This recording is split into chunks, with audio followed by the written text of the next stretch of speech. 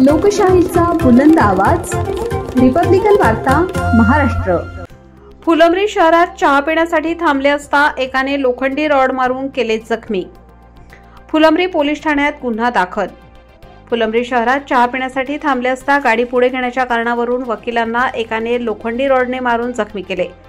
प्रवीण किशोर सोनवणे, वय 40 वर्ष, राहणार विद्यानिकेतन महेशनगर, छत्रपती संभाजीनगर, हे व्यवसायाने वकील असून ते त्यांच्या आई, वडील, पत्नी, मुलगा असे कुटुंबासह अजिंठा लेणी पाहण्यासाठी गेले होते व परत छत्रपती संभाजीनगरकडे येत असताना फुलंब्री शहरातील कृषी उत्पन्न बाजार समिती समोरील खासदार चहा या हॉटेलवर त्यांची इनोव्हा कार थांबवून चहा घेण्यासाठी खाली उतरले असता पाठीमागून स्कॉर्पिओ गाडी चालक सुनील विनायक गायकवाड, राहणार फुलंब्री, हा स्कॉर्पिओ गाडी घेऊन आला व जोरजोराने हॉर्न वाजवून गाडी काढण्यास सांगितले।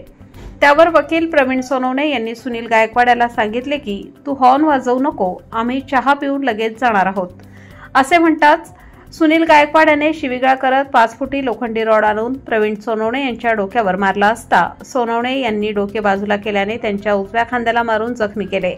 म्हणून प्रवीण सोनवणे यांच्या फिर्यादीवरून फुलंब्री पोलीस ठाण्यात सुनील गायकवाड याच्या विरोधात गुन्हा रजिस्टर नंबर 510/2025 कलम 109, 115, 2, 352 BNS नुसार गुन्हा दाखल करण्यात आला आहे।